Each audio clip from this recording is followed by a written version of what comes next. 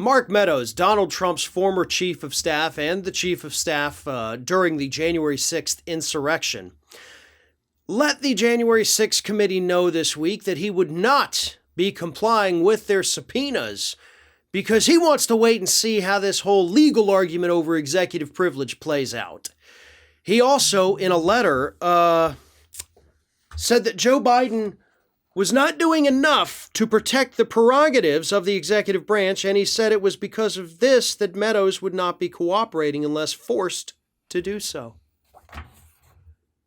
You know, I have routinely said that I feel like there's a reason current presidents never really go after past presidents. And part of that is, sure, it's a big club and you ain't in it. But I think there is just this general understanding between administrations that, look, we probably did some screwed up things. You're going to do some screw up things. You don't come after me. The next guy won't go after you. Everybody's fine. Just let it be. Because for all the talk from Donald Trump of, oh, Obama did all these illegal things, he never actually did anything. For all of the illegal things that we know that George W. Bush did, Obama said, I'm not going to touch it. For all the attacks on Bill Clinton, George W. Bush was like, yeah, we're just going to ignore all that. And that's what Mark Meadows was assuming, I believe, Joe Biden was going to do. He was going to follow in that tradition of just being like, don't worry about it. But Biden didn't. This might be one of the best things Biden did. And that's what pisses Mark Meadows off. He's like, hold up, I thought there was kind of this whole agreement thing that you don't come after us and the next guy's not going to come after you. Well, that's not how it works, Mark. And if you're waiting for the courts to give you their answer on executive privilege, they've pretty much already done that. I know it's being appealed, but that appeal is going to go nowhere.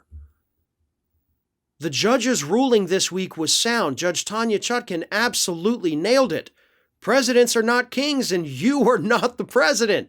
The guy who is the president said he's not invoking executive privilege, therefore executive privilege does not exist for these documents. Hand them over. But Meadows wants to play coy. He wants to be like, I just want to see what's going to happen here, see if I need to do this. Well, you do. You have to.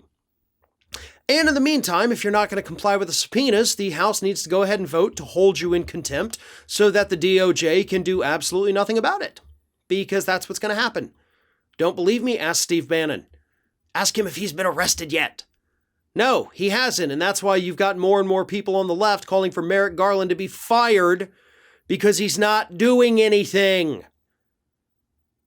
The House voted for these contempt charges against Steve Bannon. It then turns them over to the DOJ and says, all right, you got to do your thing. You got to prosecute. And the DOJ's done nothing. And I think that's the other part of what Mark Meadows sees. First, he wants that executive privilege, but second, he says, okay, but if I don't comply with the subpoena, what are they going to do? They didn't do anything to Bannon, so what risk is there to me? Nobody's getting punished for any of this, so why should I stick my neck out and comply? It seems a little silly, doesn't it? And it does, to be honest with you. When nobody gets punished for breaking the law, it only incentivizes other people to further break the law. And that all falls on the DOJ, folks. So don't expect Mark Meadows to comply until he's legally forced to do so. And if the DOJ has to be the one to legally force him to do it, then don't expect him to ever have to comply. If you can't get enough Ring of Fire, we encourage everyone to subscribe to our channel for fresh video content 7 days a week. And for even more from me, you can follow me on all social media outlets, Twitter, Facebook, and Instagram @FairandBalanced.